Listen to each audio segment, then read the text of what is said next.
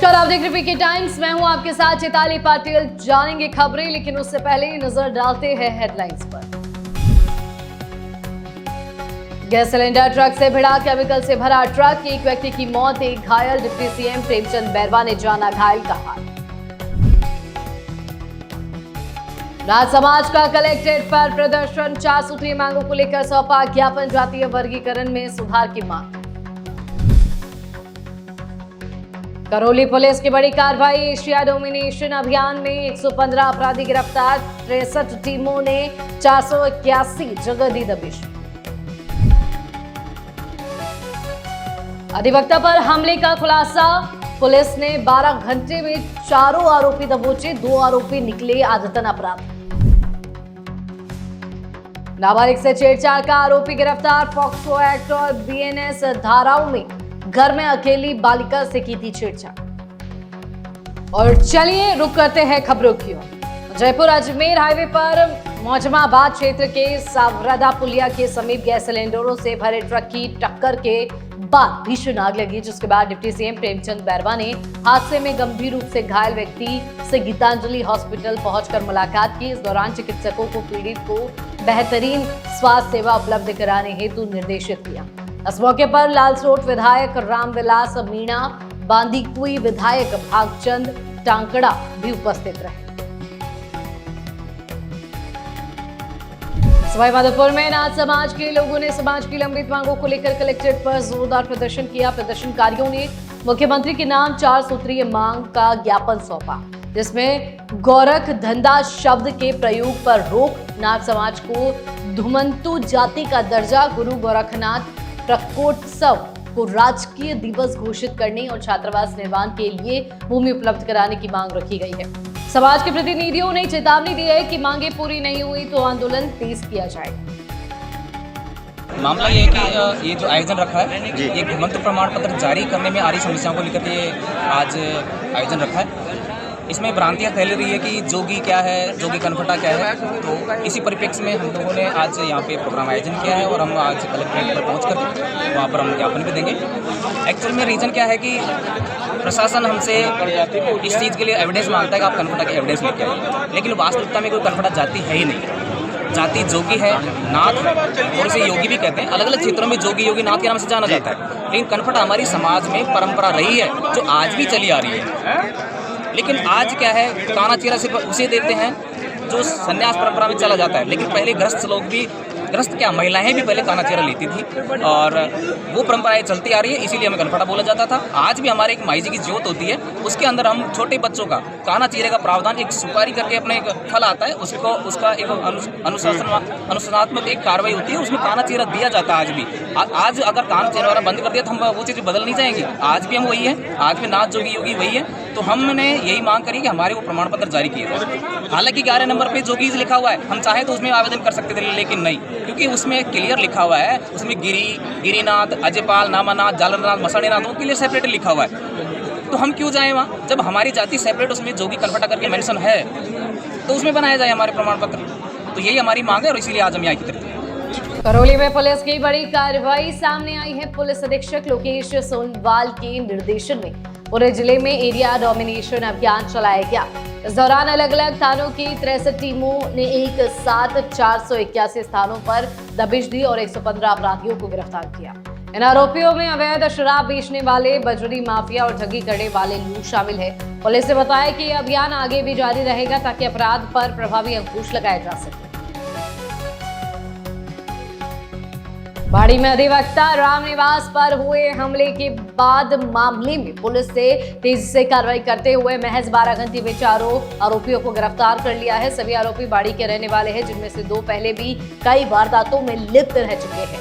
Police ने आरोपियों के कब्जे से वारदात में प्रयुक्त हथियार भी जब्त कर लिए हैं। गिरफ्तारी के बाद पुलिस ने उनका जुलूस निकालकर लोगों को भरोसा दिलाया कि अपराधियों पर सख्त कार्रवाई की जाएगी। और चलिए बढ़ते हैं अगली खबर की ओर। खबर बूंदी से है, जहां बूंदी जिले के लाखेरी थाना क्षेत्र में नाबालिग बालिका से छेड़छाड़ करने वाले आरोपी को पुलिस ने गिरफ्तार कर लिया है। आरोपी कन्हैयालाल सैनी ने घर में अकेली बालिका के साथ गलत हरकत की थी। बालिका के परिजनों ने थाने में मामला दर्ज करवाया, जिसके बाद पुलिस ने तुरंत कार्रवाई करते हुए आरोपी को पकड़ लिया। उसके खिलाफ पॉक्सो एक्ट और बीएनएस की धाराओं में केस दर्ज कर न्यायालय में पेश किया गया। पुलिस आरोपी से गहन पूछताछ कर रही है। रुकते अगली खबर की ओर। टोंक जिले के बरथल तिराहे पर नेशनल हाईवे पर दर्दनाक हादसा हो गया। जयपुर की ओर जा रही तेज रफ्तार कार सड़क किनारे खड़े ट्रेलर में जा घुसी। टक्कर इतनी जबरदस्त थी कि कार के परखच्चे उड़ गए और 2 लोग गंभीर रूप से घायल हो गए। बरौनी पुलिस ने तत्काल मौके पर पहुंचकर घायलों को निवाई अस्पताल पहुंचाया। हादसे के बाद हाईवे पेट्रोलिंग टीम ने सड़क पर जाम नहीं लगने दिया और मलबा हटवाकर यातायात सुचारू करवाया। नाथद्वारा के लालबाग इलाके में अधूरा फ्लाईओवर स्थानीय लोगों के लिए परेशानी का सबब बन गया है। अव्यवस्थित निर्माण के चलते आए दिन सड़क हादसे हो रहे हैं। इसको लेकर लालबाग संघर्ष समिति ने विरोध प्रदर्शन करते हुए पैदल मार्च निकाला। लोगों का कहना है कि फ्लाईओवर अधूरा छोड़ने से दुर्घटनाएं लगातार बढ़ रही है, लेकिन प्रशासन मौन है। समिति ने चेतावनी दी है कि जब तक सड़क सुरक्षित रूप से पूरी नहीं बनती तब तक आंदोलन जारी रहेगा। 2021 में दीवा कुमारी जी ने हमारी मांग कर दोनों साइड पे एक्सीडेंट जोन मिटाने के लिए ओवरब्रिज के निर्माण की स्वीकृति दी थी, जो 127 करोड़ का टेंडर हुआ था। मगर उसके बाद 2 साल बाद इसका कार्य चालू हुआ और उसमें सिंगल ब्रिज बनाया गया। जब सिंगल ब्रिज बन रहा था तब हमने ठेकेदार को पता चला कि सिंगल ब्रिज ही बन रहा है, तो हमने इस कार्य को रोकाया और सांसद महोदय और विधायक महोदय दोनों की उपस्थिति में ठेकेदार ने और निर्णय हाईवे के अधिकारियों ने यह हमें बताया कि ये ब्रिज दूसरी साइड का ब्रिज भी बनेगा। अभी फिलहाल 1 साल हो गया है, ये ब्रिज बन गया है, 3 महीने हो गए, उसके बाद कोई काम नहीं कर रहे हैं और ये बोल रहे हैं कि ये ब्रिज बनेगा मार्च महीने बाद। तब तक ये एक्सीडेंट जो मेन समस्या थी यहाँ की एक्सीडेंट जोन की, वो तो बनी हुई है और उससे भी ज्यादा विकराल रूप इसने धारण कर लिया है। इसलिए हमारा निवेदन है प्रशासन से कि इस समस्या का निवारण किया जाए और यदि टेंडर हो चुका है तो उसका निर्माण कार्य शुरू और अतिशीघ्र चालू किया जाए, जिससे ये ब्लैक स्पॉट्स की जो समस्या है वो समाप्त हो सके। सवाई माधोपुर के चौथ का बरवाड़ा इलाके में आज बड़ा हादसा हो गया। बच्चों से भरी एक स्कूल बस बजरी के डंपर से टकराकर पलट गई। हादसे में करीब 1 दर्जन बच्चे घायल हुए हैं, जिनमें एक छात्रा की हालत गंभीर बताई जा रही है। घटना के बाद मौके पर अफरा तफरी मच गई। ग्रामीणों ने सड़क जाम कर बजरी वाहनों पर रोक लगाने की मांग की है। उनका कहना है कि अवैध बजरी परिवहन के कारण आए दिन ऐसे हादसे हो रहे हैं, लेकिन प्रशासन अब तक कार्रवाई नहीं कर रहा है। बढ़ते अगली खबर की ओर। रणथंभौर टाइगर रिजर्व के जोन नंबर 3 में रोमांचक नजारा देखने को मिला। बाघिन रिद्धि और उसकी बेटी मीरा आमने सामने आ गए। दोनों के बीच इलाके पर कब्जे को लेकर तीखा संघर्ष हुआ। जंगल में गूंजती दहाड़ों ने माहौल रोमांचित कर दिया। इस नजारे को कई पर्यटकों ने कैमरे में कैद कर लिया, जो अब सोशल मीडिया पर तेजी से वायरल हो रहा है। वन विभाग के अनुसार ये जंगल में सामान्य टेरिटोरियल व्यवहार। बूंदी में कांग्रेस प्रदेश अध्यक्ष गोविंद सिंह डोटासरा ने राज्य सरकार पर तीखा हमला बोला। भरत सिंह कुंदनपुर के अंतिम संस्कार कार्यक्रम में शामिल होकर जयपुर लौटते वक्त वे बूंदी के एक निजी होटल में रुके, जहां मीडिया से बातचीत में उन्होंने कहा कि प्रदेश में सरकार नहीं सर्कस चल रहा है। डोटासरा ने आरोप लगाया कि राज्य की कमान दिल्ली बैठे नेताओं के हाथ में है।